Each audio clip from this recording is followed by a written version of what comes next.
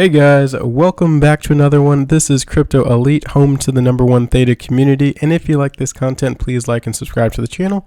And you can find me on Theta TV as well. Alright guys, in today's video, I am going to be talking about IOS Network. This is a competitor, direct competitor to the Theta Network, and it just got listed on Coinbase. So we will dig into what is IOS Network. I just learned about it myself, and I'll go into a brief overview as well as check out the white paper, and we'll compare and contrast the two differences between them, what's different, what's the same, and why they got listed, and what that means for the future of Theta, and will they get listed as well. So if we check out their Twitter, yes, this is official. So this happened not too long ago, just on March 12th. There's a tweet from IOS Network, and you can see IOS token is now listed on Coinbase and Coinbase Pro, and we'll check it out. This is very, very similar to the Theta Network. So if we go to their landing page, once again, it's a hub for an interconnected future, and it's a layer 1 blockchain. So it has full Ethereum and Cosmos interoperability. So as we know, Theta has the full Ethereum interoperability, but Cosmos takes it a step further, and that makes it interoperable with even more blockchains than just Ethereum, and that's something that Theta does not have. So other than that, we'll check out what else they have going for it. It is a DCDN, as we know, which connects the global web of nodes to power a new decentralized media economy.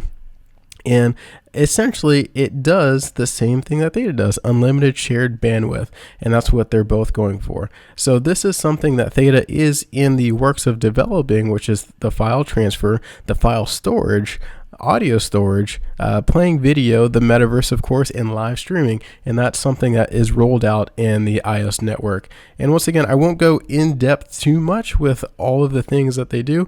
In the future, I might make a side-by-side comparison so that we can see side by side what is the same and what is different. But I do want to keep these videos nice and concise, so I'll move on to the white paper. And to be fair, there might be a new white paper out there. This one over here, if you check out the IOS.network, it looks like it's 210121. I could not find it. The white paper that I did find, however, it was dated in November 27th of 2020, so they might have a new white paper.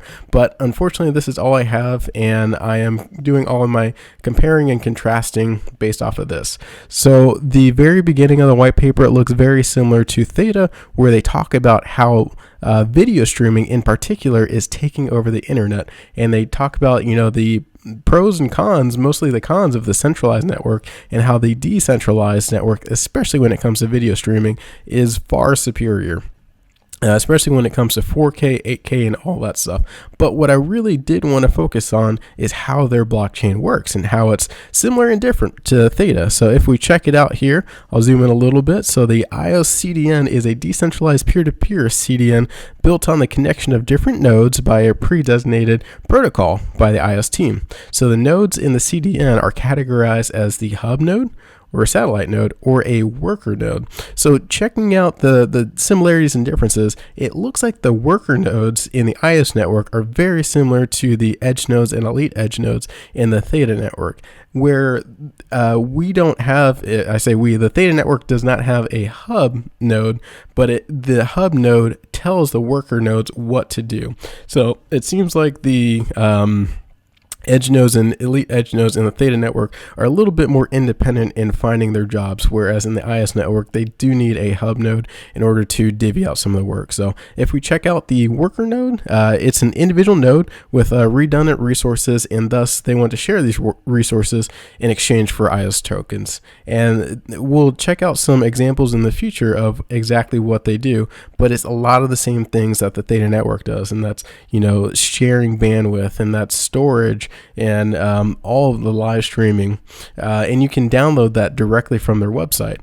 The hub nodes, on the other hand, I don't think you can download it. I was a little confused as to how you could become a hub node or how these interact, but in the CDN, there are plenty of nodes that hold responsibility of controlling, assessing, and monitoring other worker nodes to ensure the smooth operation of the entire network, and that is what the hub node does.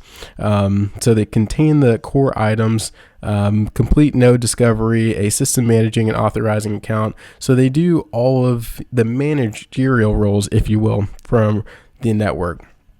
And some of the things that they do, like I said, transcoding, which is something that the Theta network does as well with the edge nodes. Storing is something that they are working on currently. So that is coming in the future. And then delivery, which is definitely something that the Theta network does. And very similar ideas to what the Theta network does. So I won't go over all of that.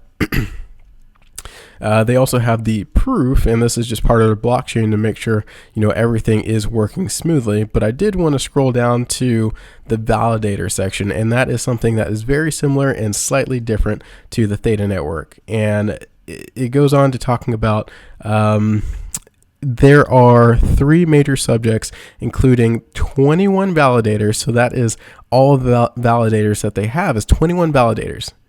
As we know, Theta Network has, 31 is what they're looking for. There could be more, but they have 21 validators with an unlimited number of iOS token holders and witnesses.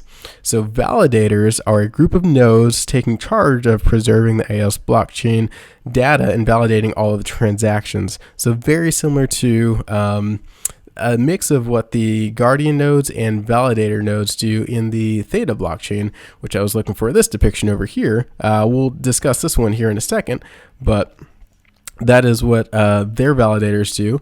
And the iOS token holders are those who have the right to vote for any validator candidates to become official validators. So if you have a bunch of iOS tokens, then you can put your stake down for who you would like to be a validator.